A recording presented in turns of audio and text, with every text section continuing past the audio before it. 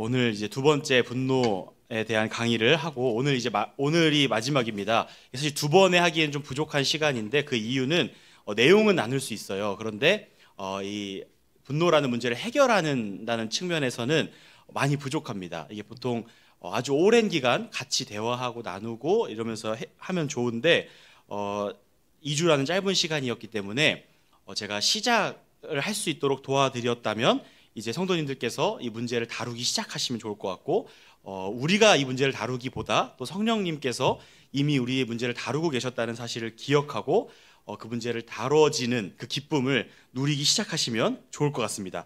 자, 강의안 다 받으셨죠? 이 소책자 다 받으셨죠? 이 소책자 안에 보면 책갈피도 하나 들어있어서 이따가 또 활용해 보면 좋을 것 같고요. 오늘은 지난주가 분노가 무엇인가에 대한 내용이었다면 오늘은 어떻게 우리가 변화될 수 있는가에 대한 문제입니다. 그런데 성경을 우리가 공부하고 배우고 하나님 말씀을 배우다 보면 놓치지 말아야 될 것이 뭐냐면 왕도가 없습니다. 지름길이 없습니다. 그래서 뾰족한 무슨 노하우, 엄청난 오늘 당장 해결할 만한 뭔가 딱 아주 뾰족한 수가 없는 겁니다. 그래서 되게 어떻게 보면 뻔한 얘기가 될 수 있는데 이것이 우리에게 믿음으로 받아들여지면 정말 그때부터 변화가 일어나기 시작합니다. 세상에서 말하는 어떤 뾰족한 수, 뭐 약을 먹는다든지 뭐 심리 상담을 받아서 뭐가 바뀐다든지 이런 방법 저런 방법, 마치 오은영 선생님이 주신 어떤 해법처럼 딱 하면 바뀌는 그런 게 있으면 너무 좋겠는데 그건 일시적일 수 있어요. 근데 하나님 말씀으로부터 변화가 되기 시작하면 근본적인 부분들이 변화되기 시작하기 때문에 정말 변화가 되기 시작할 겁니다. 저는 당장 지난주 한 주만 해도 변화를 경험하기 시작했어요. 지난주 강의하기 직전에 화내고 왔잖아요. 그러고 나서 저 운전하면서 별로 화내지 않았습니다. 노력한 게 아니라 이걸 하나님 말씀을 보면서 내가 화낼 이유가 없구나. 하나님이 나와 함께 하시고 하나님이 나의 하나님이신데 내가 왜 이런 정말 아무것도 아닌 걸로 내가 왜 화를 내고 있지? 나의 우상을 돌아보게 됐고 제 마음속에 우상이 득실득실하다는 것을 깨달으면서 하나님 붙잡아야겠다라는 그런 변화가 시작됐습니다. 이거 시작에 불과한데요. 우리 모두에게 그런 변화들이 일어나기를 바라면서 오늘 내용을 시작해 보도록 하겠습니다. 우리 한 장 넘겨보시면 말씀이 있고요. 이 말씀을 참고하시면서 이 말씀이 본문에 해당하는 말씀일 수 있겠고 그 다음부터 한번 쭉 나가보도록 하겠습니다. 지난주 수요일에 우리가 나눴던 내용을 간략하게 말씀드리면 분노는 모든 사람의 문제입니다. 그래서 누구도 빠져나가려고 하셔서는 안 됩니다. 이 문제는 우리 모두의 문제이고 이 분노는 우리가 쉽게 악하고 굉장히 맹렬하게 나오는 것이라고 생각하지만 사실은 조용한 분노도 있고 냉담함으로 나오기도 하고 심지어는 착해 보이는 분노도 있다는 사실을 우리가 나누었습니다. 이 분노는 기본적으로 가치 판단을 하는 겁니다. 부정적인 가치 판단이 분노여서 이건 아니지 하는 어떤 잘못된 상황이 벌어지고 그 상황을 시작으로 내 감정이 따라오고 행동까지 나오는 패턴으로 나오는데 이미 이건 아니지라는 생각이 드는 순간 그것이 크든 작든 이건 아니지라고 가치 판단을 하는 순간 이미 분노의 구조는 시작됐고 반드시 행동으로 나옵니다. 가만히 있는 것도 행동이기 때문에 반드시 분노의 구조가 시작되는 겁니다. 그런데 이 분노라는 것을 또 한 번 오해하면 안 되는 게 분노의 문제는 분노가 악한 것이 아니라는 것을 기억해야 되는 겁니다. 우리는 반드시 분노해야만 하는데 다만 문제는 이게 진짜 문제인데 선하게 분노해야 한다는 게 문제예요. 분노를 반드시 해야 되는데 이미 우리는 분노하고 살아가고 있죠. 근데 우리의 분노의 대부분은 악한 분노라는 사실을 기억하고 이걸 선하게 바꿔야만 한다는 겁니다. 우리의 분노가 악한 이유는 우리 마음속에 우상이 자리 잡고 있기 때문이고 이 우상의 자리를 하나님께 영광 돌리는 마음으로 바꾸지 않으면 우리는 결코 변화될 수 없습니다. 그래서 오늘의 주제가 어떻게 변화되는가입니다. 혹시 자녀와 여행을 이렇게 다녀보십니까? 종종 자녀들과 여행을 다니시다 보면 이 자식들이 부모님에게 이거 금지어야 라고 이렇게 말해주는 게 있어요. 혹시 그런 얘기 들어보셨어요? 이런 거예요. 여행을 갔어요. 자식들이랑 간 거예요. 그러면 이런 거예요. 아직 멀었냐? 이거 금지입니다. 집에 가고 싶다. 금지입니다. 돈 아깝다. 금지예요. 이게 다냐? 이것도 금지예요.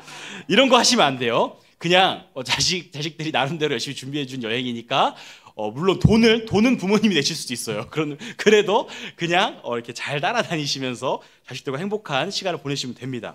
이것처럼 분노에도 금지어가 두 가지가 있어요. 하나는 뭐냐면 이 소책자에 나오는 부분인데, 나는 분노의 문제를 땡땡 했다예요. 이게 뭐냐면 나는 분노의 문제를 완전히 해결했다 금지입니다. 이 문제를 다루면서 이건 평생 금지어예요. 나는 분노의 문제를 완전히 해결했어. 이거 금지입니다. 이 분노의 문제는요, 해결하는 게 아니라 성장의 문제예요. 분노의 문제는 성장해 나가는 겁니다. 그 성장은 방향이 중요한 거예요. 근데 이 방향이 한번 딱 잡히잖아요. 그럼 그거는 내 마음속에 이런 마음 가져도 됩니다. 이제 해결되기 시작했구나. 완전히 해결되진 않아요. 근데 해결되기 시작했구나. 그럼 그때부터 뭐냐면 완전히 해결된 것보다 더 좋아요. 왜냐하면 오늘보다 내일이 더 좋을 거기 때문에. 내일보다 그 다음 날은 더 좋을 거예요. 점점 성장해 나가는 걸 경험하는 기쁨이 있을 겁니다. 두 번째 뭐냐면 분노의 문제는 해결할 수 없는 거야 금지입니다. 분노의 문제는 해결할 수 없는 거야 금지입니다.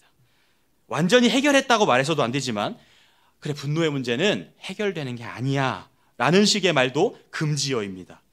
이건 답이 똑같습니다. 분노의 문제는 해결되는 문제가 애초에 아니었어요. 이건 성장의 문제고 성장은 방향이 중요한 겁니다. 앞에랑 답이 똑같죠.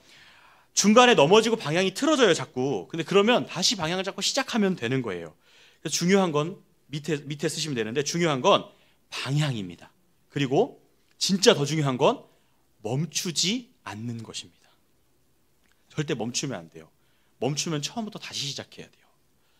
중요한 건 방향이고 멈추지 않는 것이다 라는 사실을 기억하면 좋겠습니다. 한 장 넘기셔서 이제부터 그러면 목차대로 쭉 나가볼 텐데, 왜 싸울까 한번 고민해 봤으면 좋겠어요. 우리는 왜 싸울까? 이제부터 우리는 성경을 토대로 이 내용을 찾아보려고 해요.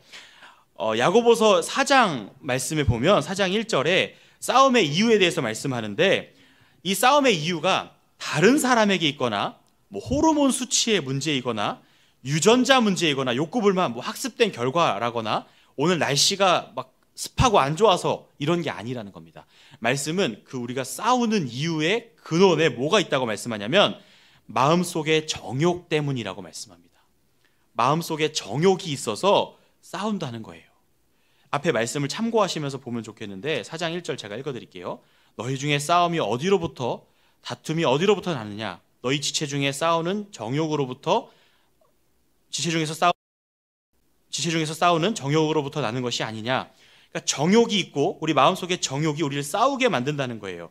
근데 이 정욕이란 말을 다른 말로 하면 우리가 원하는 것이 충족되지 않아서 그렇다는 겁니다. 원하는 게 있는데 그게 충족되지 않는 거예요. 그럼 우리가 원하는 것이 뭔가?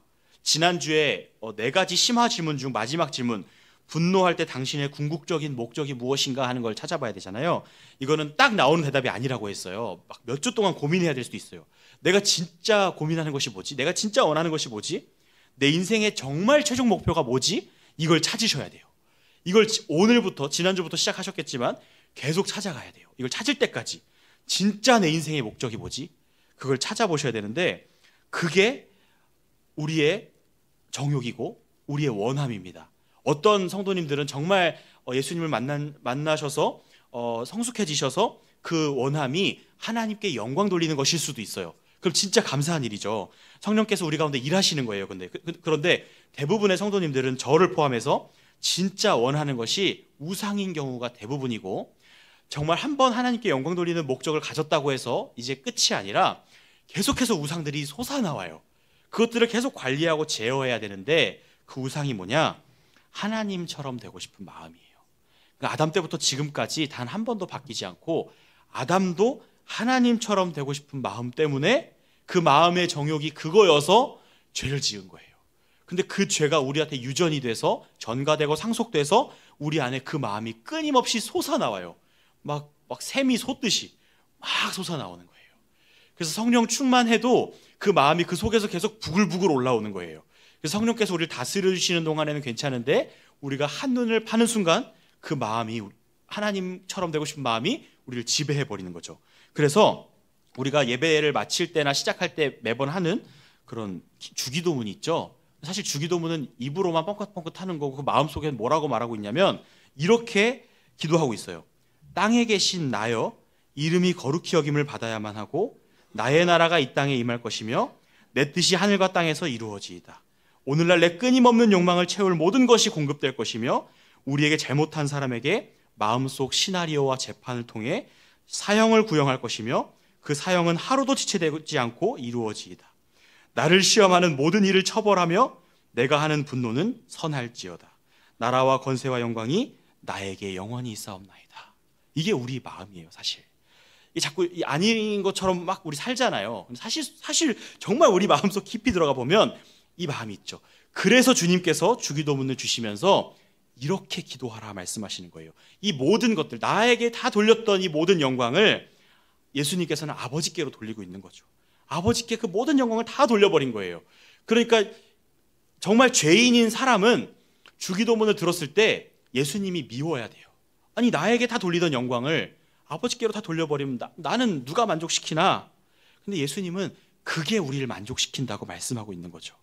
근데 내 기도문, 나 중심으로 하는 이 기도문의 결과가 분노이고, 우린 이 분노의 싸움에서 패배하면 이 분노가 악한 분노로 분출되게 되고, 이 분노의 싸움에서 승리해서 내 기도문이 아니라 진짜 주기도문을 할 수 있게 되면 선한 분노로 우리 분노가 바뀌게 되는 겁니다.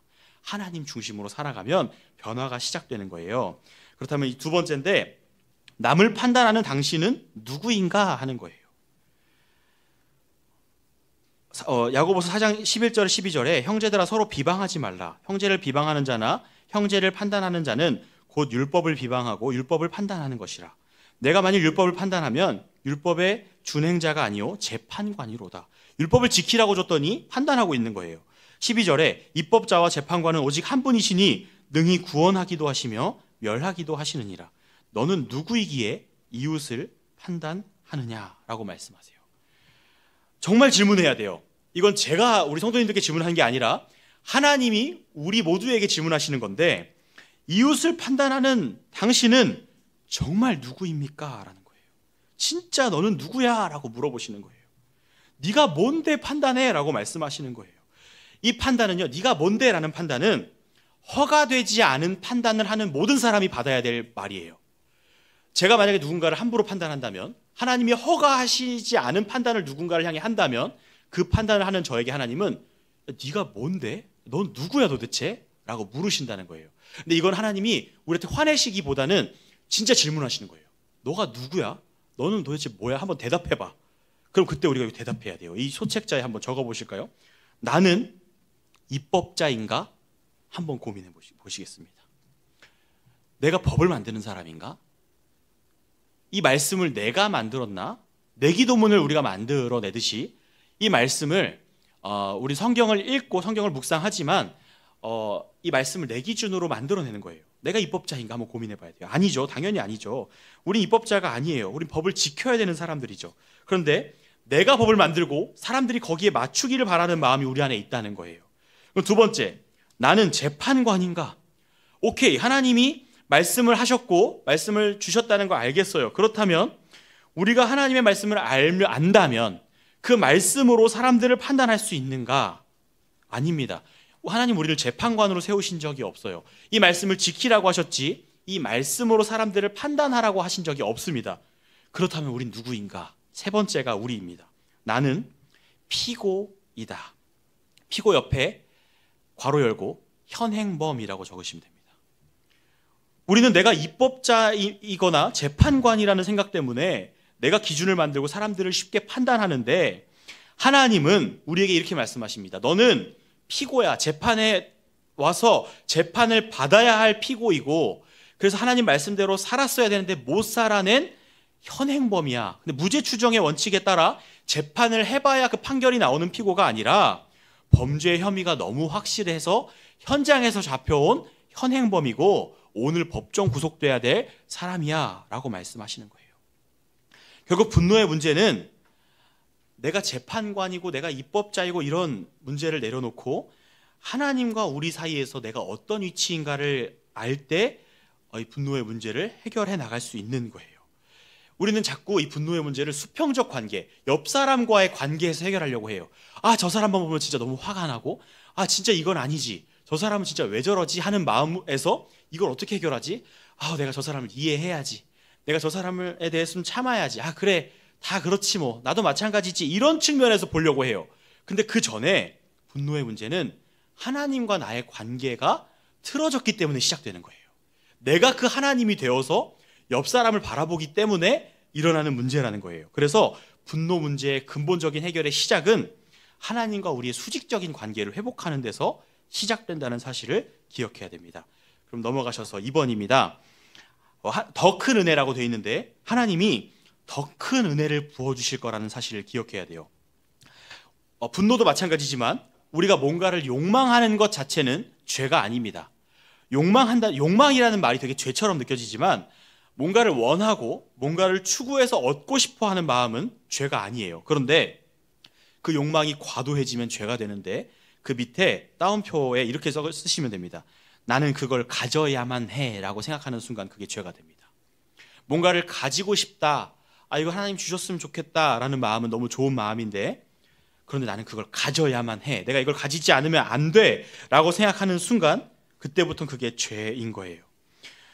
이스라엘 백성들이 사무엘에게 왕을 달라고 요구합니다. 사무엘은 굉장히 섭섭했을 거예요. 왜냐하면 자신이 지도자였고 잘 다스리고 있었는데 그것도 하나님 말씀대로 잘 다스리고 있었는데 이스라엘 백성들이 왕 내놔. 우리는 왕을 가져야만 해 라고 말한 거예요.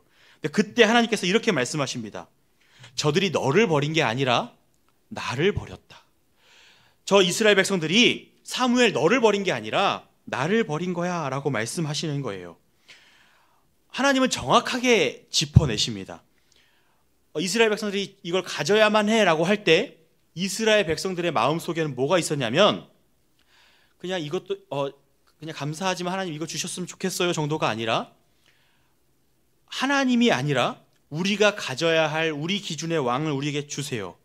하나님이 다스리는 세상에서 우리에게 필요한 왕이 있다는 거예요. 하나님은 그 지점을 정확하게 짚어내십니다. 하나님을 대적하는 마음이 이스라엘 백성들 마음속에 있었다는 그 지점을 정확하게 짚어내시는 거예요. 그래서 우리의 욕망에 이걸 가져야만 해라는 마음을 가지는 순간 하나님을 대적하고 있는 거예요. 우리가 가져야만 하는 것은 세상에 없습니다.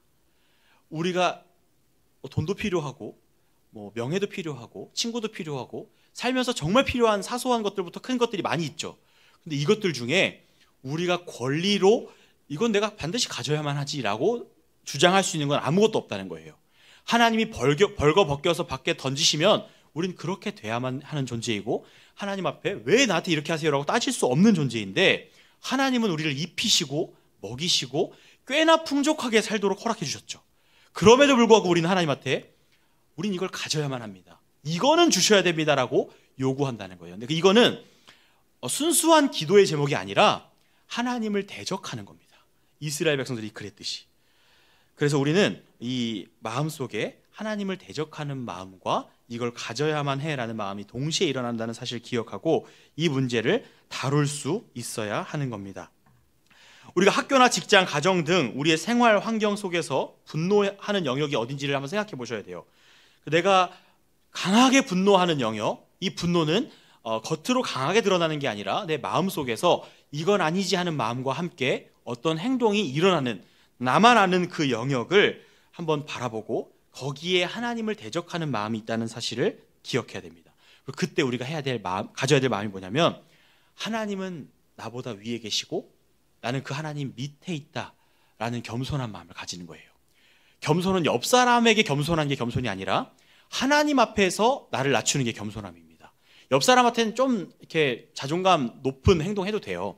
난 이런 것도 잘하고 나는 이렇게 되게 뛰어난 사람이야 라고 자랑해도 괜찮아요. 근데 하나님 앞에서 저는 뛰어난 사람입니다. 이렇게 하면 안 됩니다. 하나님 앞에서는 낮춰야 돼요. 하나님이 나보다 위에 계시고 나는 하나님 아래에 있는 존재입니다라는 그런 고백을 하기 시작할 때 변화가 시작되는 겁니다.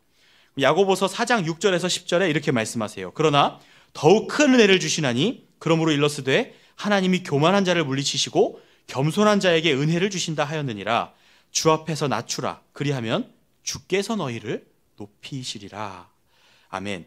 우리가 겸손할 때 하나님이 주시는 더욱 큰 은혜, 더 큰 은혜가 뭔가요? 바로 우리를 높여주시는 은혜입니다.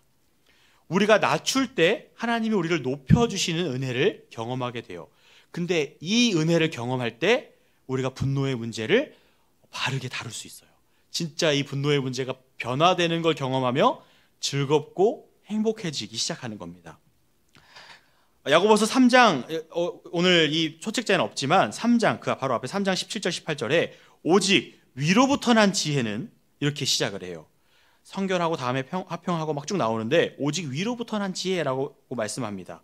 그래서 밑에 이 하나님과 땡땡 관계가 유지될 때라고 되어 있는데 하나님과 수직적인 관계가 잘 유지될 때 받는 복이 있어요. 그게 뭐냐면 바로 화평으로 심어 의의 열매를 거두는 것입니다. 야고보서 3장 18절에 화평하게 하는 자들은 화평으로 심어 의의 열매를 거두느니라 말씀합니다. 하나님과의 수직적인 관계를 잘 유지할 때 우리가 받는 복은 화평하게 하는 그런 은혜입니다. 분노의 문제의 해결은 하나님을 대적하는 데서부터 우리가 하나님을 대적해요. 기본적으로 거기서부터 하나님을 윗분으로 모시는 관계로 변화되는 데 있다는 것을 기억해야 돼요.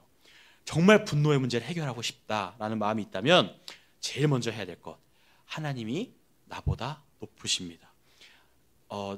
내 밑에 누군가 있을 수도 있겠죠. 사실 사람 사이에 높고 낮으면 없거든요. 하나님 밑에 그냥 다 같이 있는 거예요. 근데 우리 사이에 뭐 지지고 볶고 갈등하고 다 있을 수 있어요. 근데 적어도 시작점에서 하나님 위에 우리가 올라가려고 해서는 안 되는 겁니다. 근데 생각보다 우리가 많은 경우에 하나님보다 위로 올라가려고 자꾸 기어 올라가요.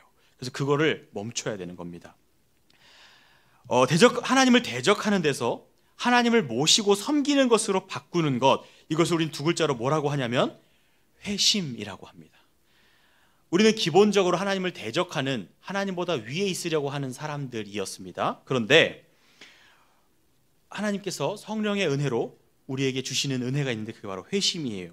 그러면 그때부터는 하나님이 우리의 위에 계신 분이 되시고 우리는 회개를 통해 하나님과 우리의 수직적인 관계를 회복할 수 있게 되는 겁니다. 그러면 그때부터는 화평으로 심고 의의 열매, 선한 열매죠. 분노를 선하게 할 수 있는 그런 시작점을 우리가 만날 수 있게 되는 겁니다. 그럼 세 번째입니다. 한 장 넘기셔서 3번. 분노를 평화로 만드는 지혜에 대해서 나눌 텐데요. 한번 생각해 보셨으면 좋겠어요. 하나님과의 수직적인 관계를 회복한 사람의 대인 관계는 어떨까 한번 상상해 보시겠어요? 하나님과의 수직적인 관계가 회복된 사람의 대인 관계, 이 수평적 관계죠. 수직적 관계가 회복된 사람, 이 기둥이 바르게 세워진 사람의 수평적 관계는 어떨까? 한번 생각해 보셨으면 좋겠는데, 아까 제가 나눴던 야고보서 3장 17절 오직 위로부터 난 지혜, 그 다음에 뭐라고 나오냐면 위로부터 난 지혜, 하나님과의 수직적인 관계가 회복될 때 하나님이 위로부터 주시는 지혜가 있는데 그게 뭐냐? 첫째, 성결하고 입니다. 첫 번째 칸에 성결이라고 적으시면 됩니다. 하나님을 윗분으로 모시는 관계를 회복하면 받는 첫 번째 지혜가 있는데 그게 바로 성결입니다.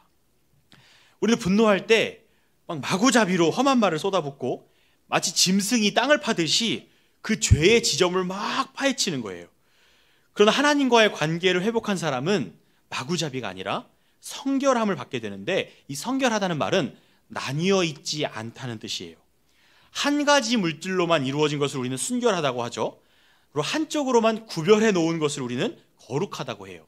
근데 성결함이라는 것은 나뉘어 있지 않고 한쪽으로 구별하여서 깨끗한 상태를 이야기하는 겁니다. 그 두 마음이 아니어서 하나님과 다른 이 세상을 겸하여 섬기지 않고 한 마음이 되어서 하나님께로만 마음을 집중한 상태이고, 그런 사람들은 하나님께 마음이 놓여져 있기 때문에 한 마음입니다. 그래서 이랬다가 저랬다가 갈라지지 않아요. 그래서 자꾸 다툼과 갈등을 일으키지 않습니다.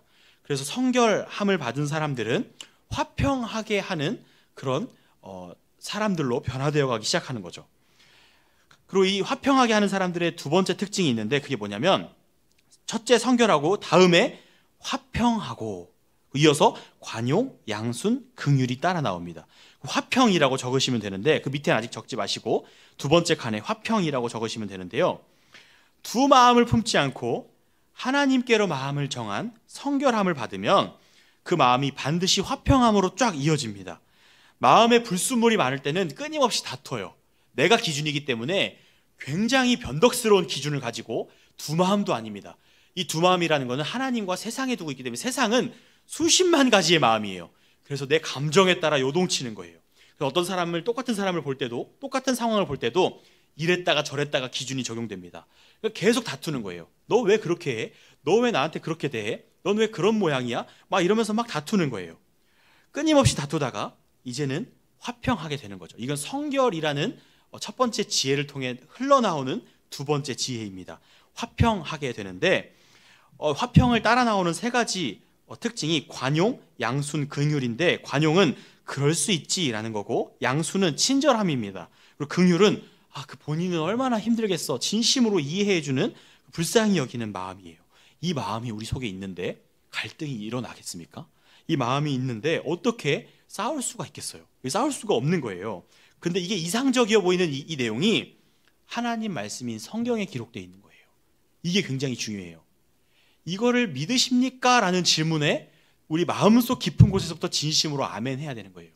그건 그냥 말씀에 써져 있는 이상적인 내용이고 현실은 달라. 이렇게 하는 순간 우리는 절대 변화받을 수 없습니다. 앞에서 말씀드렸듯이 오은영 선생님의 대단한 어떤 변화의 그런 노하우는 없습니다. 근데 그것보다 더 대단한 하나님 말씀이 주는 약속이 있는 거예요. 이건 진짜 약속이에요. 정말 변화될 겁니다. 화평으로 심어 의의 열매를 거둔다고 말씀하신 약속이 우리에게 그 일을 행하시겠다는 하나님의 약속이에요.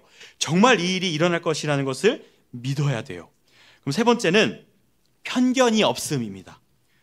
편견이 없다는 말이 이 야고보서 말씀에 나오는데 편견이 없음이라고 쓰시고 세 번째 칸에 이건 다른 성경에 없는 굉장히 독특한 표현입니다. 편견이 없으려면 진리 앞에 서야 돼요. 하나님 앞에 그리고 말씀 앞에 서야 되는데 우리가 말씀 앞에 서서 편견이 없어질 때 두 가지 특징이 나타나요. 뭐냐면 1번, 2번이 있잖아요. 1번에는 나의 죄를 정확하게 이야기할 수 있다 입니다. 나의 죄를 이라고 쓰시면 돼요.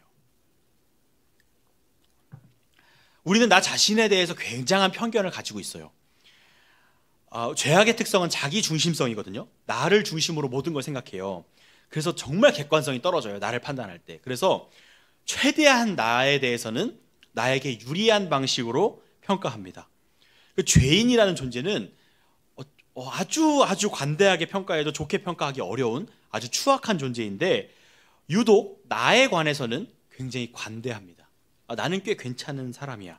나는 자존감이 높은 문제가 아니라 나에 대해서는 되게 허용적이라는 거예요. 내로남불이 굉장히 강하고 굉장히 나에 대해서만 지나치게 관대한 게 죄인의 특성입니다. 그런데 진리 앞에 서서 편견이 사라지잖아요. 그럼 나에 대한 편견이 사라져요. 나를 좋게 보던 마음이 사라지고 나는 죄인이야 라고 고백하게 돼요. 그래서 나의 죄를 말할 수 있게 돼요. 내가 진짜 죄인이구나. 근데 이게 그냥 괜히 나를 깎아내리는 게 아니라 하나님 앞에서 내가 죄인이라는 것을 직시할 수 있게 된다는 거예요. 두 번째 뭐냐? 내면의 분노에 집중하지 않고 상대방을 축복하는 마음이 생깁니다. 이건 1번이 돼야지 나오는 거예요.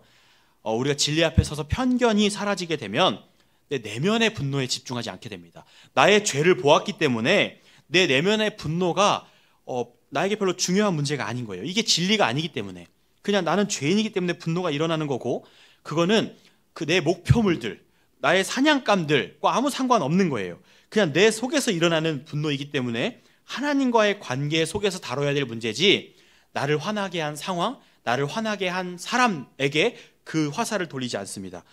그리고 다른 사람에 대한 편견도 내려놓고 축복하게 됩니다. 나를 화나게 한 그 사람도 잘 되기를 진심으로 바라는 마음이 생기기 시작하는 거예요. 원수도 사랑하게 되는 마음이 그건 결과이겠지만 여기서부터 출발하는 겁니다. 진짜 미운 사람, 정말 용서할 수 없는 사람, 내 인생에서 이 사람만큼은 5점이다 하는 사람이 있을 수 있잖아요. 이 사람을 용서하는 첫걸음은 진리 앞에 서는 거예요. 그 사람이 문제가 아니에요. 내 속에 있는 죄가 문제지.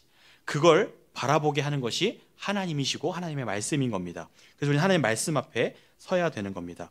그럼 맨 밑에 있는 빈칸은 이렇게 쓰시면 됩니다. 거짓이 없음. 이 말씀에 나오는 내용인데 이 거짓이 없음은 위선적이지 않다는 거거든요. 이 거짓은 우리가 실제하지 않는 걸 자기 유익을 위해 계속 만들어내는 걸 말해요.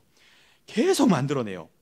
이 화평하게 하는 사람들의 특징은요, 이 거짓말을 한 번도 안 한다 뭐 이런 뜻이 아니라 나를 위선으로 위장하지 않는다는 거예요. 잠깐의 안락함을 위해 밤새도록 다툼과 문제를 만들어내지 않습니다. 침대에 누워서 그 시나리오 쓰지 않는 거예요. 마음속으로 재판하지 않고 계속해서 내일 어떻게 싸우지? 내가 그 인간을 어떻게 짓밟아 버리지? 이거 하지 않는 거예요. 그리고 다른 사람의 마음을 얻기 위해서 분노를 눌러 담지 않아요. 눌러 담는 거는 어디 가게 가면 막 떡볶이 집에 갔어요. 근데 2인분 같은 3인분 주세요. 아니 반대죠. 3인분 같은 2인분 줘야지. 2인분 같은 3인분 주면 가게한테 좋은 거죠. 5인분 같은 1인분 주세요. 막 이래야 되잖아요. 막 눌러 담아주는 거예요. 얼마나 좋아요. 근데 우리가 분노를 눌러 담아요. 후하게 분노해 주는 거예요. 상대방이 나한테 10만큼 잘못했는데 너는 한 100만큼 내가 눌러 담아줄게. 100인분 같은 1인분만 잘못했는데 100인분 주는 거예요. 그렇게 분노를 눌러 담지 않습니다. 계속해서 더 과하게 뭔가를 하지 않아요. 이 말은 분노를 사용하여 다른 목적을 이루려고 하지 않는다는 거예요. 이 악한 분노를 하는 사람들의 특징이 있는데, 누군가 2만 원을 낭비하는 걸 보면서 저 사람은 진짜 소비에 대해서 잘 모르는 것 같아. 진짜 이상해. 그러면서 나는 50만 원 소비를 쉽게 해요. 그리고 기도할 때는 하나님 은혜를 베풀어 주세요. 하나님 저에게 자비를 베풀어 주세요. 막 기도해요. 다른 사람들에게 본인은 절대 은혜와 자비를 베풀지 않아요. 하나님은 나한테 이렇게 하길 바라시면서 나는 정작 그렇게 살지 않는 모습들이 있는 거예요. 그래서 우리는 이런 마음들을 화평하게 하는 사람들이 가진 마음들, 성결, 화평, 편견이 없음, 거짓이 없음, 이 마음들로 바꿔가야 되는데, 이 마음들을 포괄하는 단어가 하나 있어요. 한국말로 온유함인데, 이 온유함이라는 말은 어느 나라 말로도 한 단어로 설명하기가 어려워요. 근데 이거를 보여주신 분이 계시니 그분이 바로 예수님이시죠. 예수님이 온유함의 결정체이셨고, 예수님은 100만 번도 더 폭발했어야 될 그 인생 속에서 선한 길에서 한 번도 벗어난 적이 없었어요. 그거는 온유함 때문이었는데, 이건 아니지 라는 모든 상황에서 예수님은 온유하셨어요. 예수님도 이건 아니지를 끊임없이 하셨습니다. 분노 상황을 끊임없이 다루셨어요. 그런데 예수님은 한 번도 악한 분노로 상대방을 대하지 않으셨습니다. 하나님은 온유하셨는데, 온유함이라는 것은 항상 친절하고 항상 부드럽다는 말만은 아니에요. 온유함은 그 문제를 해결해내는 끈질김이고, 그 문제를 포기하지 않음이고, 그 사랑과 자비에 기초한 분노로 다루는 성품입니다. 예수님은 위로부터 난 지혜의 결정체예요. 그래서 여기 나온 성결, 화평, 편견이 없음, 거짓이 없음 다 가지고 계셨고, 이 예수님은 믿음의 싸움을 이기시고 이것을 완전히 해결해 내셨죠. 그걸 십자가 위에서 자신이 그 문제를 해결해 내신 거예요. 지금까지의 내용들은 이 화평하게 하는 사람들이 가지는 특징에 대한 야고보서의 말씀을 나눈 거예요. 이걸 지혜라고 부르는데, 여기서 우리가 기억해야 될 게 하나 있어요. 아까도 말씀에 대해 이야기했지만, 이 지혜라고 부르는 이 특징들이 뭐냐면, 우리가 하나님께 구하면 우리를 꾸짖지 않으시고 후히 주신다고 말씀하신, 약속하신, 야고보서에서 약속하신 내용이라는 거예요. 그럼 우리가 뭐 해야 되냐면 구하면 되는 거예요. 하나님 저에게 지혜를 주세요. 제가 분노의 문제 때문에 힘들어요. 저에게 이 마음들을 주세요 하면 주시는 거예요. 이거를 믿느냐의 믿음의 문제의 싸움이지, 이 분노의 문제는 내가 뭔가를 노력하고 내가 오늘부터 잘 살아내야지 하는 결단의 문제가 아니라는 거예요. 정말 하나님 말씀을 믿는다면 하나님 말씀대로 될 것입니다. 이걸 우리가 믿는 겁니다. 저희 집에 나팔꽃을 키워요. 베란다에서 천장에 줄을 이렇게 쫙 매달아 놨어요. 근데 이 나팔꽃이 그 줄을 타고 쫙 올라가요. 이렇게 될 거예요. 우리의 믿음이, 우리의 분노의 문제가 밑에서부터 시작했어요. 줄을 하나님께서 메어 놓으셔서 마지막 때에는 우리가 분노의 문제가 사라질 걸 다 알잖아요. 하나님 나라 가면 다 사라질 거예요. 분노하지 않을 거예요. 분노 상황도 없을 거예요. 이건 아니지가 없어요. 근데 그때 그 전에는 어떻게 할 거냐는 거예요. 그냥 맨날 화내고 살 거냐는 거예요. 천국 가면 괜찮아질 거니까. 이게 아니라 지금 시작하면 계속 그 하나님 마지막 그 지점을 향해 계속 올라갈 일만 남아있다는 거예요. 그 줄을 타고 올라가는 겁니다. 그 과정이 굉장히 즐거울 거예요. 너무 기쁠 겁니다. 그거를 우리가 누렸으면 좋겠고요. 그러면 이제 지금 이 장에서 이 책갈피가 나왔을 텐데, 이거는요 책에 꽂아 놓으셔도 좋고, 우리 성도님들께서 가장 분노를 많이 하는 곳에다가 비치해 놓으시고 오늘 이 내용을 나누고 이거를 계속 생각해 보셨으면 좋겠어요. 이걸 해놓은 이유가 분노 상황이 되면 이 생각이 안 나요. 그래서 이걸 보면서 이 내용을 기억하면서 이 질문들을 던져보는 거예요. 화가 날 때마다 1번부터 8번까지 질문하면서 이 분노의 문제를 마치 기도처럼 다뤄보셨으면 좋겠습니다. 우리 빠르게 한번 가보도록 하겠습니다. 4번입니다. 나의 분노를 하나님의 관점으로 보기 위한 8가지 질문입니다. 분노가 일어날 때 이 8가지 질문을 나에게 던져보는 거예요. 반복하다 보면 빨라지고 나중에는 빠르게 분노의 문제를 다뤄볼 수 있게 됩니다. 이건 평생 계속해서 우리에게 질문해야 될 건데, 제가 상황을 설정해 드리겠습니다. 이 책에서 제시하는 상황인데 절대로 늦어서는 안 될 중요한 약속이 있어요. 중요한 약속은 뭐냐면 우리 성도님들마다 다릅니다. 어떤 사람에게는 취업 최종 면접이에요. 5년을 준비했습니다. 여기 가면 붙을 것 같아요. 근데 이거 늦으면 떨어집니다. 어떤 분은 거래처 미팅입니다. 10억짜리 투자를 받을 수 있는 자리예요. 늦어가지고 밉보이면 못 받을 수도 있는 상황이에요. 내가 맨날 늦어가지고 맨날 지적받았던 곳이에요. 오늘은 진짜 일찍 나왔는데 늦게 생긴 거예요. 그래서 낙인 찍힐 것 같은 마음이 드는 순간입니다. 또 한 경우는 시급한 질병 치료를 해야 되는데 겨우 예약을 했어요. 오늘 늦어서 못 가면 5분이라도 늦으면 치료가 3개월 뒤로 미뤄져서 내 건강에 큰 문제가 생길 수 있습니다. 뭐 이런 상황들입니다. 그런 중요한 약속이 있었어요. 약속 시간은 12시입니다. 근데 5분 늦는 걸로 내비게이션에 떴어요. 마음이 너무 급한 거죠. 막 빨리 갔어요.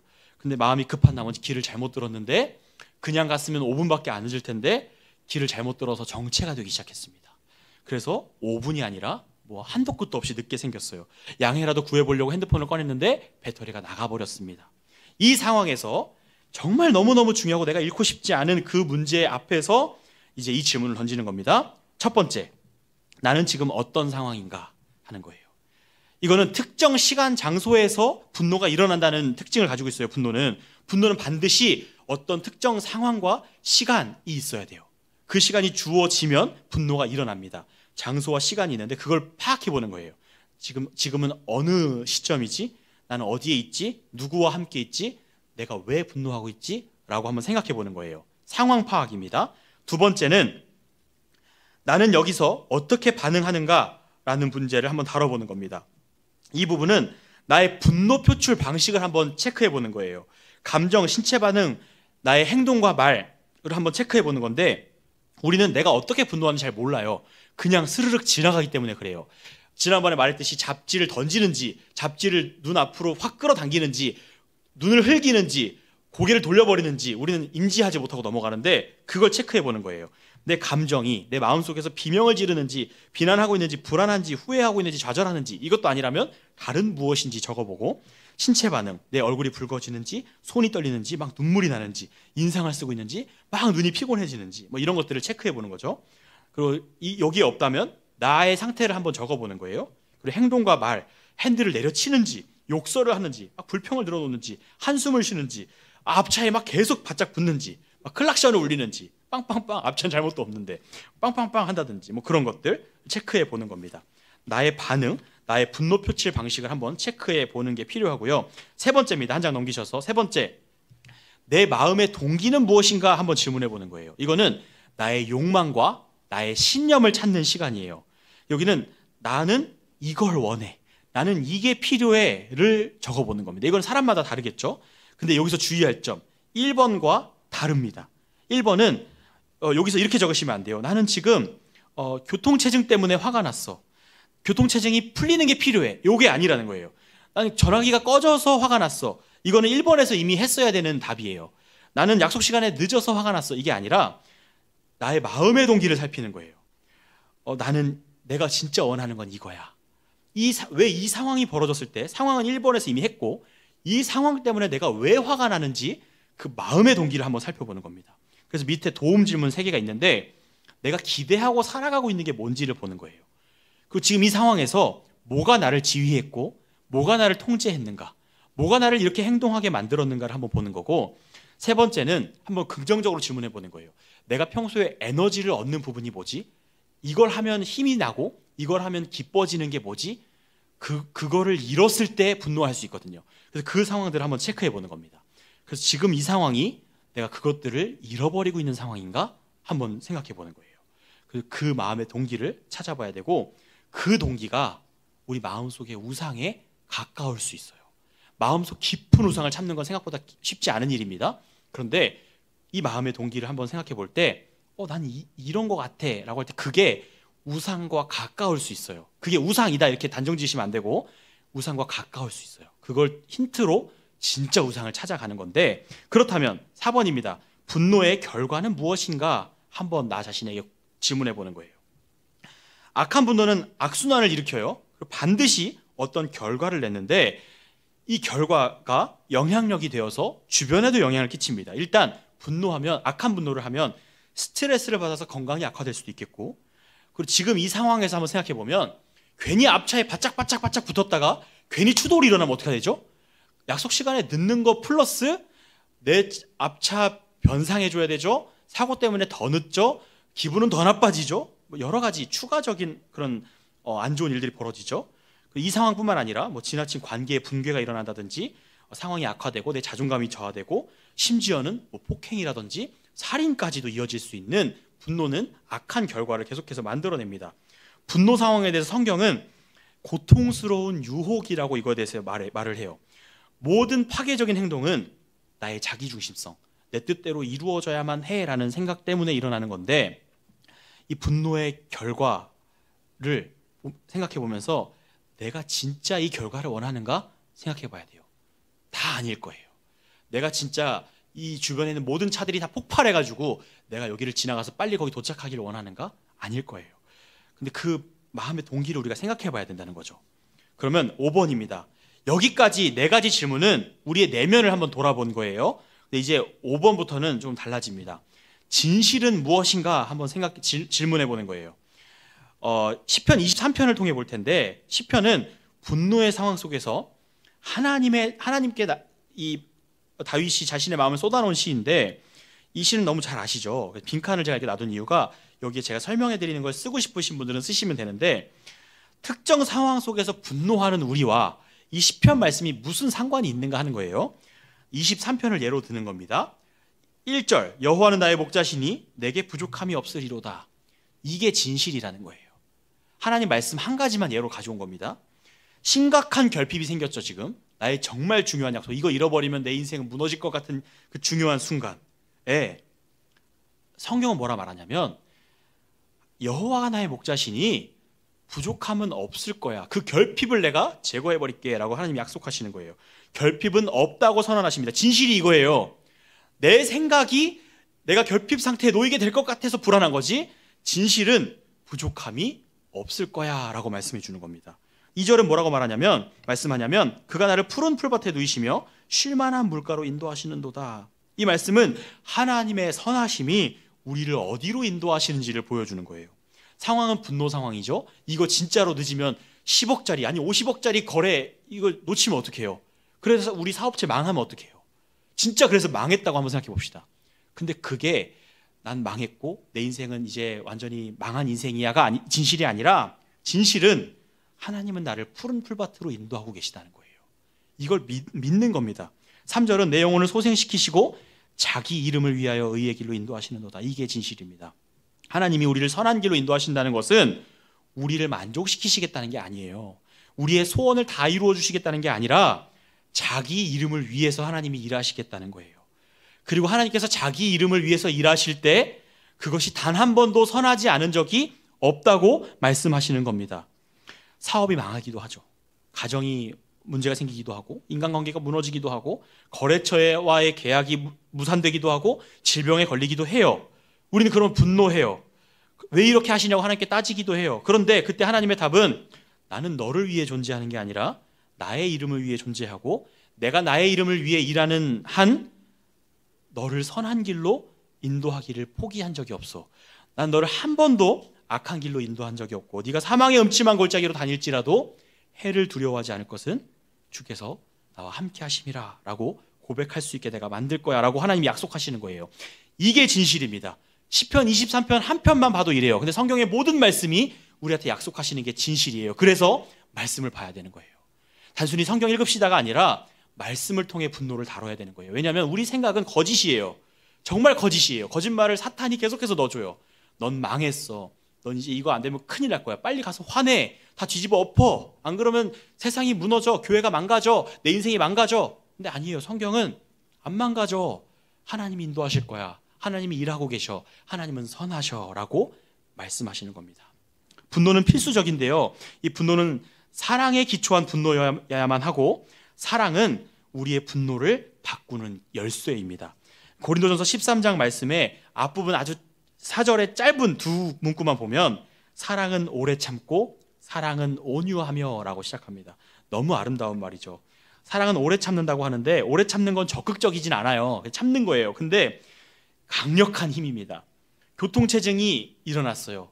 나 여기 안 가면 큰일 나요. 근데 그때 사랑의 마음이, 사랑에 기초한 분노가 일어나잖아요. 그럼 어떻게 되냐면 교통체증이 끝날 때까지 기다릴 수 있는 힘이 생깁니다. 되게 터무니없는 얘기 같지만 말씀에 기초한 우리를 변화시키겠다는 하나님의 의지예요. 이렇게 변화시키시겠다는 거예요. 이거 중요한 거 잃어버려도 괜찮으니 내가 하나님의 인도하심을 받고 이 교통체증이 끝날 때까지 기다리는 거예요. 왜냐하면 이 시간이 하나님이 허락하신 시간이니까 라고 믿음으로 받아들이는 겁니다. 온유하며, 이건 더 나가요. 뭐냐면 두 갈래 길이에 정체된 도로가 하나로 합쳐질 때 내 앞에 내가 지금 급하잖아요. 내 앞에 다른 차 한 대를 양보할 수 있게 되는 온유함이 생기는 겁니다. 사랑에 기초한 분노를 가지며. 근데 여기서 이 저자가 진짜 재밌는 말을 했어요.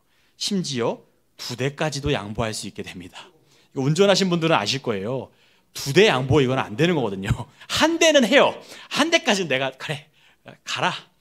2대는 안 돼요. 2대는 이거 뒤집어 엎어야 되는 거거든요. 근데 2대까지, 아니 3대까지 양보할 수 있게 되는 겁니다. 왜냐하면 지금 하나님이 이 조수석에, 아니 내 핸들을 잡아주고 계신 분이 하나님이시거든요. 나 가서 그 거래처와 사업 안 돼도 하나님이 내 인생의 목자 되시니 나는 악한 분노로 이 상황을 망치면 안 된다고 생각할 수 있는 거죠. 그 결과 너무 중요한 약속에 늦었는데 꺼져버린 핸드폰 때문에 빠르게 연락하기는 어려워졌지만 방법을 찾아보는 거예요. 늦게라도 연락해서 양해를 구하고, 그럼 그 사람이 말하는 거죠. 아, 당신은 도대체 어떻게 된 사람이 뭐 그런 식으로 살아갑니까? 따지면 거기에 대해서 또 분노해가지고 하는 게 아니라 또 인도하심 받는 거예요. 그냥 자기 변명, 자기 중심적인 변명을 늘어놓는 게 아니라 사과하는 거죠. 잃어버리면 잃어버릴 수 있는 거예요. 하나님이 나의 목자가 되십니다. 그 어떤 것도 두려워하지 않을 수 있어요. 자, 이제 어떻게 이 죽음의 분노는, 악한 분노는 죽음이에요. 완전히 이건 우리를 죽게 만들어요. 죽음에서 생명으로 가는 다리, 이 악한 분노에서 자비와 사랑으로 가는 다리로 넘어갈 수 있을까요? 6번입니다. 한 장 넘기셔서 6번 질문. 내가 어떻게 하나님의 도움을 의지할 수 있을까 하는 질문을 던져보는 겁니다. 앞에 5가지 질문에 나오는 분석과 이게 진실이야 라는 생각만으로는 변화가 일어나진 않아요. 6번 질문이 필요한데, 6번은 질문에 답하기보다는 행동 지침입니다. 그래서 이렇게 하는 거예요. 땡땡 하라. 그래서 밑에 제가 괄호를 해놨는데, 이건 뭘 쓰셔도 됩니다. 근데 제가 예시로 들어드리는 거는 시작하라, 하나님을 의지하라, 겸손하라, 만나라, 하나님을 신뢰하라, 이런 성경에서 말씀하시는 것들을 실제로 시작하는 겁니다. 우린 생각보다 되게 관념적으로 신앙생활을 해요. 그래서 기도해야지 하면 기도했다고 생각해요. 나 기도해야지라는 생각은 진짜 많이 했는데 기도를 정작 안 해요. 근데 기도를 해야 하는 거거든요. 그래서 시작해야 돼요. 기도하려고 앉아서 무릎을 꿇든 들어 눕든 일어서든 기도를 시작해야 하는 거예요. 그래서 이것도 시작해야 합니다. 어떻게 하나님의 도움을 의지할 수 있을까? 해야 돼요. 하나님의 도움을 의지하는 거예요. 근데 중요한 거, 여기 아래 빈칸을 채우면 하나님과 깊이 대화하라 있잖아요. 대화해야 돼요. 그래서 밑에 빈칸은 뭐라고 적으시냐면 우리 성도님들이 그냥 평소에 적으시는 거예요. 하나님, 당신은 이런 분이십니다. 이게 하나의 기도가 되는 거예요. 저는 이런 상황에 놓여 있습니다. 당신은 이것을 약속하셨습니다. 저는 이것을 잘못했습니다. 저는 이것을 당신보다 사랑했습니다. 저의 이 잘못을 용서해 주세요. 당신이 이렇게 하셔서 저는 당신을 사랑합니다. 제가 이렇게 할 수 있도록 도와주세요. 저는 이것에 감사합니다. 당신의 이것 때문에 저는 기쁩니다. 이런 내용들로 이 내용은 계속 바뀔 거예요. 계속 바꿔가면서 써가면서 이걸로 계속 기도하는 거예요. 분노의 상황 때마다 계속해서 기도하고 하나님과 대화하는 거예요. 근데 왜 하나님과 대화해야 되냐면 우리가 분노의 상황에서 2가지 선택을 해요. 하나는 혼잣말입니다. 아우 저 막 이런 나쁜 말 막 하면서 이렇게 혼잣말을 해요. 그리고 이걸 악하게 키워갑니다. 또 하나는 다른 사람과 그 이야기를 해요.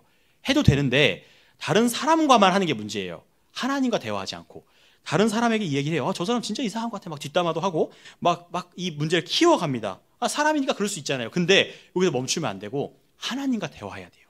하나님 이런 상황이에요. 하나님 도와주세요. 단순히 기도하라는 게 아니라 구체적으로 이 내용들을 가지고 이 문제를 막 찢어가면서 막 파헤쳐가면서 하나님과 이 문제를 다뤄보는 거예요. 끊임없이. 그 하나님이 말씀해 주십니다. 말씀 붙잡고 기도해 보는 거예요. 7번째로 넘어갑니다. 어떻게 건강한 방식으로 반응할 수 있을까? 약속 시간에 늦은 내 앞으로 차 2대가 끼어드는 상황에서 우리는 분노 대신에 이제 뭘 할 수 있냐면, 어떤 반응을 건강하게 할 수 있냐면 감사할 수 있는 거예요. 아무리 힘든 상황도 하나님의 인도하심 아래 있다면 대단한 차이를 가져오지 않는다고 믿는 겁니다. 죄는 우리를 혼란스럽게 만듭니다. 죄는 우리를 굉장히 막 오락가락하게 만들어요. 두 마음을 품게 만들거든요. 근데 하나님은 혼란스러운 감정으로부터 우리를 자유롭게 하시고 하나님을 신뢰함으로 기쁨을 누리게 하시는데, 이 문구를 기억하셨으면 좋겠어요. 이 첫 번째 빈칸은 감사였고, 당신은 땡땡을 가질 수 있습니다. 근데 이게 뭐냐면 선한 영향력을 가질 수 있습니다 라고 하나님이 우리를 격려하시는 거예요. 악한 분노를 뿜어내므로 그냥 내 기분을 풀고, 그러나 그 기분마저도 풀어지지 않고 상황은 악화되는 것이 아니라 우리는 선한 분노를 함으로 선한 영향력을 끼칠 수 있는데, 그게 8번 질문에서 나옵니다. 믿음과 순종의 결과는 무엇인가요? 이 이야기를 들으면서 끊임없이 에게 이런 해결책이라고 라고 생각하셨다면 믿음을 가지셔야 돼요. 하나님에 대한 믿음. 그냥 무슨 세상적인 방법 이런 게 아니라 정신승리, 긍정적인 생각을 합시다 이런 내용이 아니라 하나님의 약속이잖아요. 이거에 대한 진짜 믿음이 있어야 되는 거예요. 하나님 말씀하셨으면 그렇게 하신단 말이에요. 정말 그게 내 삶에서 일어나는 걸 경험하면 어디 가서 말하는 거예요. 진짜 되던데? 하나님이 진짜 일하시던데? 그럼 바뀌거든요. 믿음과 순종이 일어났을 때 그 결과가 무엇인가? 되게 사소한 것들을 말씀드릴 거예요. 뭐냐면 예방할 수 있습니다. 어떤 사고와 더 큰 손해를 예방할 수 있습니다. 추가적 손해가 일어나지 않습니다.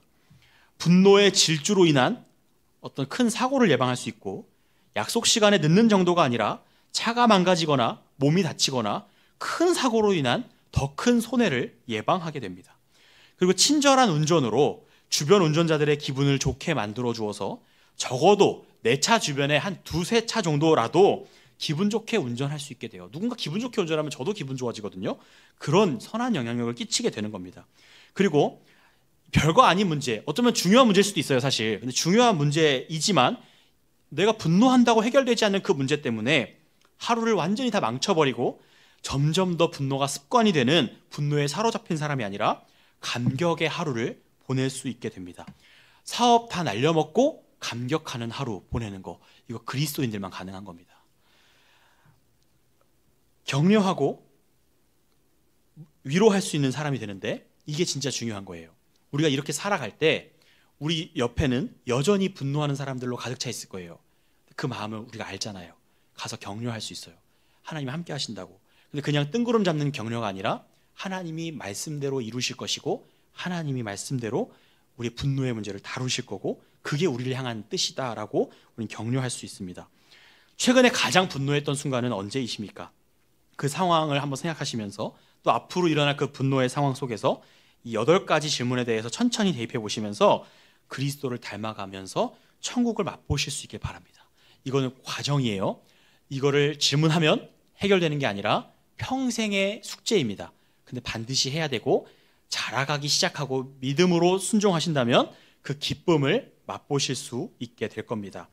자, 이제 5번째입니다. 5번, 진짜 분노에 대한 겁니다. 우린 지금까지 굉장히 많은 내용을, 지금 벌써 11시 40분이거든요. 이제 곧 끝나요. 그러니까 너무 근심하지 마시고 곧 끝내드릴게요. 곧 끝내드릴 건데, 진짜 분노가 우리 안에 아직 감춰져 있어요. 분노를 지난주에도 1시간 동안이나 나눴고 오늘도 이렇게 많이 나눴는데 사실 우리는 겉핥기만 하고 있는 거예요. 저를 포함해서 여기 계신 모든 성도님들은 진짜 분노는 숨겨놨어요. 우리가 진짜 고급 찻잔 혹시 집에 가지고 계세요? 이거 깨트리면은, 누군가 우리 집에 와서 그 찻잔으로 마시다 깨트리면 그 사람도 깨트려버리고 싶은 그런 고급 찻잔이 있으시다면 그 찻잔은 그냥 아무데나 이렇게 내놓지 않죠. 깊숙이 넣어놓잖아요. 그리고 정말 중요할 때만 꺼내잖아요. 근데 진짜 분노가 그래요. 깊은 곳에 들어가 있어요. 그리고 잘 보이지도 않아요. 누가 함부로 만지면 안 되게 감춰놔요. 그리고 꺼내지 않아요. 왜냐하면 이 문제를 다루는 게 굉장히 껄끄럽기 때문에 그래요. 그래서 빠른 포기, 그냥 그래, 그건 냅둬, 그건 건드리지 마, 뭐 그렇게까지 해, 그냥 대충 살면 되지 라고 생각하고 덮어둔단 말이에요. 그게 우리한테 해방감을 준다고 생각하는데 결국 분노의 문제는 해결되지 않은 채, 이 분노의 문제는 죄와 우상의 문제라고 했잖아요. 그 문제가 해결되지 않은 채 계속 남아있는 거예요. 쓴 뿌리로. 이 문제를 꺼내야 되는데, 이 문제를 어떻게 바꿔갈 수 있냐면, 실제 사례를 몇 가지만 간략하게 들어드리면 13살 딸을 음주운전 사고로 잃은 캔디 라이트너라는 사람을 이 책에선 소개를 해요. 딸을 잃었어요. 13살짜리 딸을. 이거는 뭐 누구도 위로할 수 없는 문제죠. 극심한 분노의 상황에서 이 사람은 음주운전 반대 연합회를 만들어서 딸과 같은 그런 일들이 벌어지지 않도록 일을 했고, 평생 분노죠. 평생 해결되지 않는 분노의 문제를 꺼낸 거예요. 인종차별의 문제와 평생 싸운 마틴 루터킹 목사님은 인종차별이라는 사회적인 문제를 평생 안고 살았고, 그 문제는 그 목사님이 돌아가시고 지금 아주 오랜 시간이 지난 지금도 인종차별 문제는 계속 여전히 남아있어요. 그럼에도 불구하고 이 마틴 루터킹 목사님은 아픔에 억눌린 채 살지는 않으셨습니다. 그러니까 이 평생 싸워야 되는 문제라고 해서 덮어두지 않고 꺼냈다는 거예요. 그 문제가 실제로 해결되지 않을 수도 있어요. 그런데 그걸 꺼내서 다루는 것이 얼마나 가치 있는 일인가 하는 문제를 얘기하는 거예요. 우리가 겪는 아픔과 문제들은 평생 애써도 해결되지 않을지도 몰라요. 그런데 그것을 감춰두면 그건 그냥 쓴뿌리로 우리를 평생 괴롭힙니다. 근데 이걸 꺼내서 다루기 시작하면 하나님이 우리와 함께 분노해 주세요. 그리고 하나님이 그 문제를 다루기를 포기하지 않으실 거예요. 거기서 역사가 일어나는 겁니다. 우리 속에 감춰져 있는 진짜 분노의 문제를 꺼내기 두려워서 감춰두었다면 이젠 그걸 꺼내서 직면해야 돼요. 이거를 좀 내어놔야 돼요. 귀찮을 수도 있고 껄끄러울 수도 있지만 꺼내야 돼요. 이거를 계속 다뤄야 되는 겁니다. 앞에 질문들을 통해 다루셔야 됩니다. 우리의 그 문제를 해결하시려고 자기 아들을 내어주신 선하신 아버지를 신뢰하셔야 됩니다. 그분이 그 문제를 다뤄주실 거예요. 우리가 꺼내기를 기다리고 계십니다. 진짜 이 분노의 문제를 꺼내기가 어렵잖아요. 그럼 작은 것부터 시작해야 되는데, 이 다음에 한 장 넘기시면 이제 마지막 장이에요. 6번, 일상의 분노입니다. 우리에게 일어나는 분노는 때로는 너무 일상적이고 사소해서 다루기가 어려워요. 대단한 분노는 정말 진짜 분노는 감춰져 있는데, 이 일상의 분노를 다룸으로 진짜 분노를 다루는 훈련을 할 수 있어요. 깔고 그 유튜브 아세요?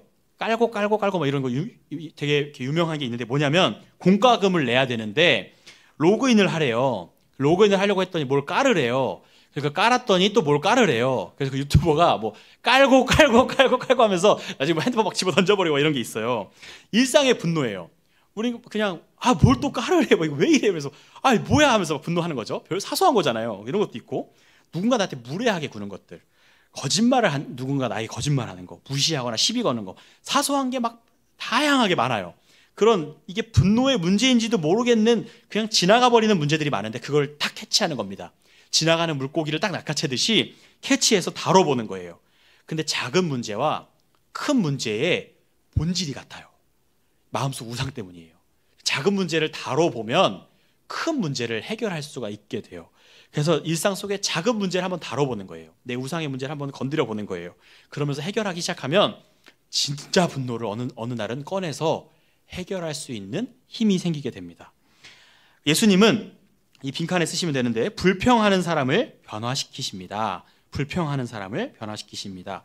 병든 자에게 의사가 필요하듯이 변화는 문제가 있는 사람에게 일어나요. 문제가 있는 사람에게만 변화가 일어나는 거예요. 예수님께서는 우리를 사랑하셔서 생명을 선물로 주셨습니다. 우리는 그 사실에 감사하며 예수 그리스도의 사랑의 증거물로 살아가야 됩니다. 그래서 우리는 예수님의 사랑의 증거물입니다. 이건 뭐냐면, 우리가 변화될 때, 우리가 이 사랑하며 살아갈 때, 우리가 변화되었다는 그 증거를 나타낼 때 예수님이 사랑이시라는 증거물이 된다는 거예요. 우리는 예수님의 증인으로 살아가야 됩니다. 복음을 전하며 살아가야 됩니다. 근데 우리 말주변으로 하는 게 아니에요. 하나님이 우리를 다루셨다는 그 흔적을 보여주는 겁니다. 그게 증거가 되어서 사람들이 예수님께 돌아오게 할 수 있어요. 불평하고 짜증내고 화내던 사람이 예수님을 만나고 분노하지 않고 그냥 포기한 것도 아니고 진짜 사랑과 자비에 기초한 건설적인 대화를 해나가고 문제 상황에서도 친절함을 잃지 않고 분위기를 바꿔가는 선한 영향력을 끼치는 그 모습들을 통해 세상은 그리스도의 사랑을 확인하게 될 겁니다. 마지막입니다. 이제 미래의 분노입니다. 이 미래의 분노라고 저자는 표현했는데 이 분노가 마침내 어떻게 완성될 것인가에 대한 내용이에요. 빈칸에다가는 분노에는 목적과 방향이 있으며 따라서 분노는 어딘가를 향해 나아가고 있다입니다. 목적과 방향이 있습니다. 이 미래의 분노에는 두 가지 측면이 있는데 한 가지는 첫 번째는 당신은 하나님의 진노에 참여하게 될 것입니다. 입니다. 우리가 분노하며 살아가죠. 근데 마지막에는 하나님이 진노하시는 그 진노의 현장에 우리가 함께 참여하게 된다는 거예요. 선한 분노의 목적은 악에 대항하는 겁니다. 하나님은 그 일을 하고 계시고 이건 그냥 감정적인 문제나 태도의 문제를 바꾸라는 것이 아니라 우리에게 주어진 사명입니다. 우리는 악을 대항해야 돼요. 악과 맞서 싸워야 됩니다. 그런데 마지막에 하나님이 세상에 쏟아부으실 진노가 아직 남아있어요. 그 진노는 하나님이 세상에 짜증내시는 게 아니에요. 불평하시는 게 아니라 고귀한 진노일 겁니다. 하나님의 진노는 악을 미워하고 제거해버리는 거고 모든 불의와 악한 것들에 눌려있는 것을 해방시키시는 정의가 실현되는 진노일 겁니다. 그래서 우리가 만약에 거듭난 자녀라면 하나님의 진노에 참여하여 세상을 선하게 만드는 일에 동참하게 될 겁니다. 그래서 당신은 하나님의 진노에 참여하게 될 것이다. 이게 마지막 때에 일어날 미래의 분노에 대한 내용이고요. 마지막 내용입니다. 하나님의 진노는 마침내 사라질 것입니다. 사라질이라고 적으시면 됩니다. 성경은 마지막 때에 관하여 생생하게 묘사해 주고 계십니다. 그러나 우리는 마지막 때가 어떤 식으로 일어날지 구체적으로는 몰라요. 근데 역사적 사건들을 통해 마지막 때를 모형으로 보여주시는데 하나님의 애굽을 치신 사건이 대표적인 예입니다. 하나님은 하나님의 백성들을 노예로 삼고 그들에게 대량 학살과 악행을 저지른 애굽의 군대를 심판하셨어요. 마지막 때 그런 일이 일어날 거예요. 하나님의 백성들을 괴롭힌 자들을 하나님이 멸하실 것이고 죄 없는 어린아이들을 희생시키는 우상숭배를 한 가나안 족속들을 하나님은 대적하셨고 하나님은 심지어 하나님의 백성인 이스라엘 백성들이 죄를 지었을 때도 이방 민족들을 사용하셔서 이스라엘 백성들을 심판하셨습니다. 하나님은 모든 악을 대적하실 것입니다. 그래서 우리는 반드시 하나님의 형상대로 빚어지기를 소원해야 되고 하나님의 형상대로 빚어지기를 거부한 모든 자들은 그게 누구든 간에 하나님의 진노 앞에 서게 될 겁니다. 그리고 마침내 하나님은 그 시작하신 일을 끝내실 겁니다. 그리고 진노를 쏟아 부으심으로 모든 악을 제거하시고 모든 악은 사라질 것입니다. 그리고 마지막입니다. 그 빈자리는 영원한 기쁨으로 채워지게 될 겁니다. 우리가 마지막 소원하는 나라는 그 나라예요. 모든 악이 제거되고 이제 하나님의 진노하심도 없어지고 기쁨 속에서 하나님과 영원히 왕노릇하며 살아가게 되는 나라, 그 나라를 우리가 소원하는 겁니다. 이제 그 나라를 한 지점으로 잡고 하나님이 내려주신 그 줄을 붙잡고 그 나라를 향해 철로 역정의 삶을 살아가는 겁니다. 2주 동안 우리는 분노의 문제를 다뤘습니다. 짧은 시간이었는데 지금부터가 진짜 시작입니다. 저는 주제를 던져드렸고 이제 이 문제를 고민할 수 있도록 시작을 도왔을 뿐입니다. 이젠 성령께서 성도님들과 저와 함께 변화를 시작하실 겁니다. 말씀을 붙잡으셔야 돼요. 말씀을 붙잡고 말씀대로 이루어질 것을 믿음으로 분노를 다루셨으면 좋겠습니다. 그리고 마지막 때에, 이 정말 마지막 시대에 이 자기 중심적인 죄악과 이 시대를 벗어버리고 참된 사랑과 자비에 기초한 분노가 이 교회들로부터 흘러나왔으면 좋겠어요. 자기중심적인 분노가 너무 가득해요, 세상에. 저를 비롯해서. 저희가 너무 부끄러운 모습인데 이제 저부터도 이 사랑과 자비에 기초한 분노를 가지고 세상을 변화시켜 나가고 이 마지막 때를 준비했으면 좋겠습니다. 예수 그리스도를 닮은 우리 모두가 되기를 예수님의 이름으로 축복합니다.